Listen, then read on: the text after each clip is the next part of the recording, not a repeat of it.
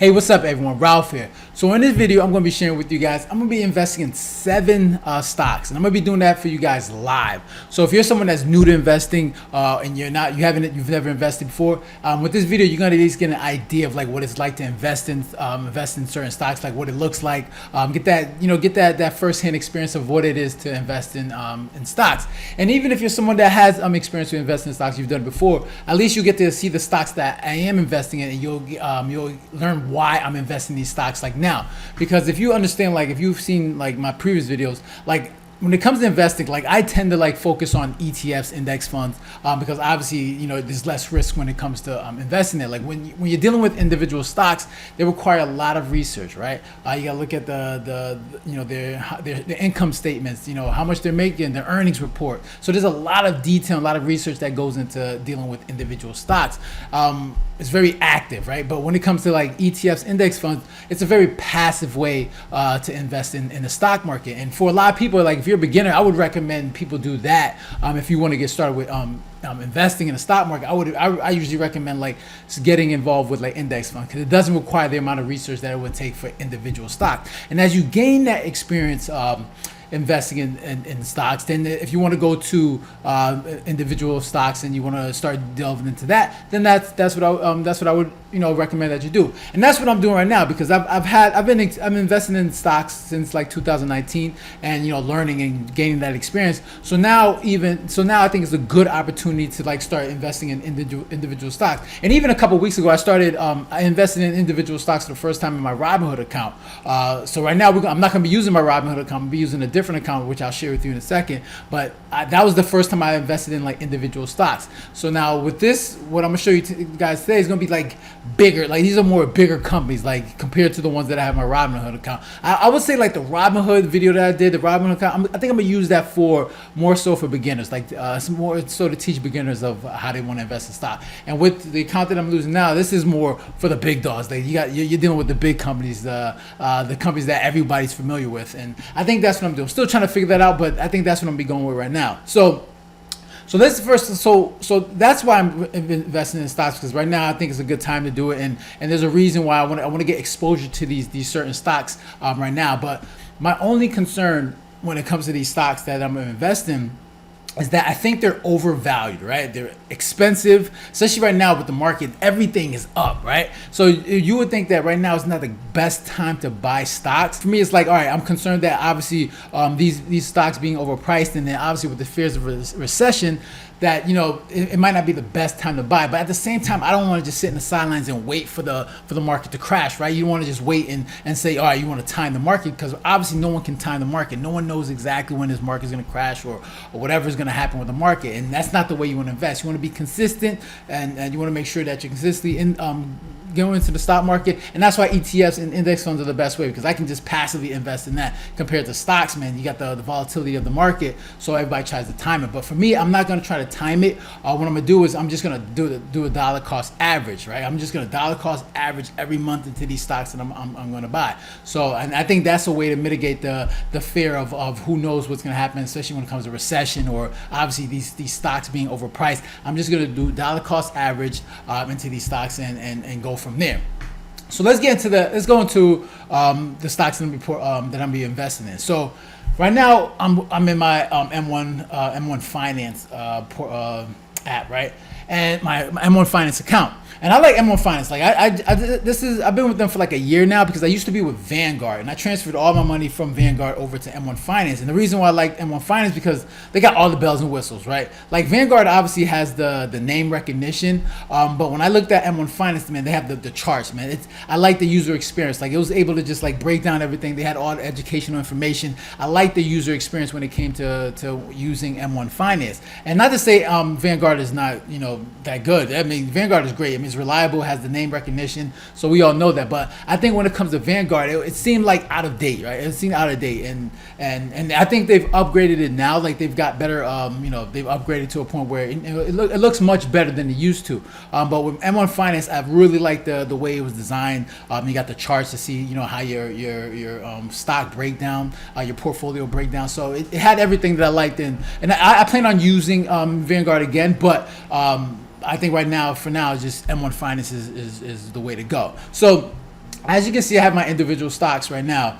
You see my buying power, M1 Finance, and if anyone, like, if you haven't used M1 Finance, I would definitely recommend that you try it out. It is a little bit more like Robinhood is obviously for beginners. M1 Finance is a little bit more experienced because especially when it comes to like purchasing stocks, it can be a little tricky developing pies and stuff like that. But I won't get into all that. But you can see what individual stocks, and the stocks that I'm going to be looking into are Apple, Microsoft, Google, Amazon, Nvidia, Tesla, and Meta, right? So these are stocks that we're all familiar with, right? These are the big boys. These are the top 7 stocks in the S&P 500.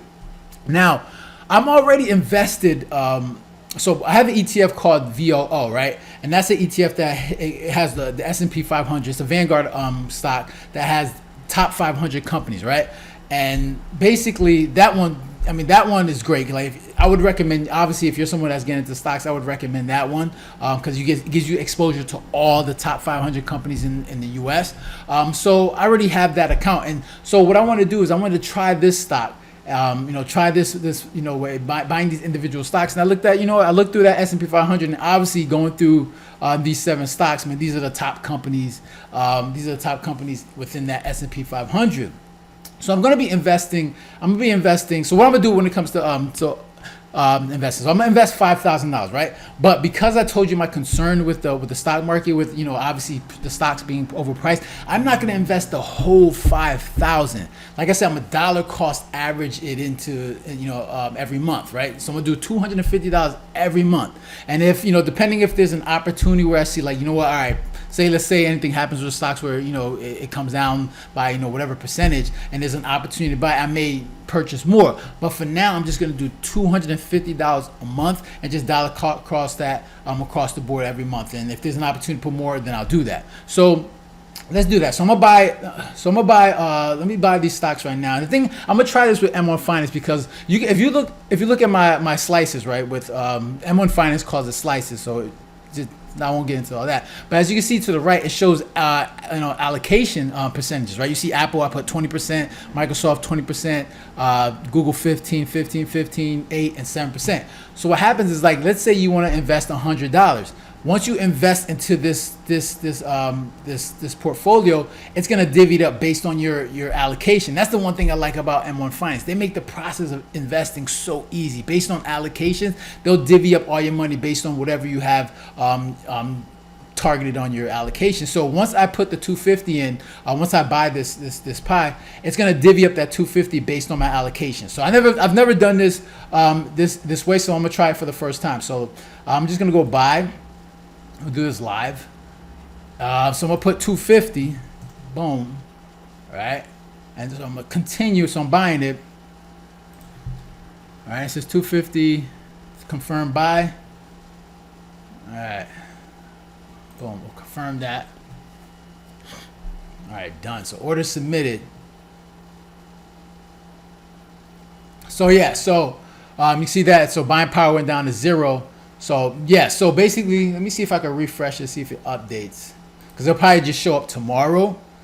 But let's see if anything changes. So yeah, so it hasn't done anything, but as you can see, like, these are the 7 stocks that I'm going to be investing in. So you can see with Apple. So let's go into one of them right now. So we'll go to Apple stock. Go to Apple details, and right now the current price is at 190, right? So, but if you look at the 52-week range, 124 to 194, and it's at current price 190. Based on that, obviously it's priced a little bit too high, right? I want to make sure. I want to wait till it gets down to probably like maybe 150, 155. If I were waiting, that I would wait to get that price before, like, I buy it. But like I said, I'm dollar cost averaging, so I'm not gonna wait. I want to get into the market. I want to get exposed to the market. I want to start getting those gains. So I'm gonna just put the 250 every month. But I wouldn't want to put that whole $5,000 in at one time, because regardless of who knows, I just have that, obviously, that fear that the market is gonna correct, and obviously these stocks are just overly priced. So let's see, that's Apple. Let's try. Let's go with. All right, let's go with Nvidia. Right, Nvidia is a hot stock right now. Let's go to the details, and right now, all right. So it's current price at $437, right? and the 52 week range is 100 to 439. So you can see it's right at the 52 week high. So that thing is way overpriced. So it's not it's not something I want to just throw all my money in at one time. So I'll just dollar cost average that into, and then hopefully wait for something to happen within the market. But each month I'll put the 250, and if there's an opportunity where maybe there's a dip in that market, then I'll put more. But right now I'm just gonna put the 250 every month and just let it go from there. So yeah, so those are the 7 stocks that I'm investing in. And like I said, 250 every month. I'm a dollar cost averaging that, and then I'll give you guys an update into this stock and see how this portfolio is doing. So what do you guys think about these picks? Right, obviously it's picks. These are stocks that everyone's familiar with. Everyone understands. Like, you hear these stocks in the news all the time, so it's easy to be informed about it. But yeah, so I wanted to make sure, like, once I get into investing in stocks, these were the first ones I wanted to get a taste of. So what do you guys think? Give me if you got any comments or questions, make sure you leave it down below. Hit the like button, share, and if you haven't done so already, make sure to subscribe. All right, so you guys take care and have a good one. Later.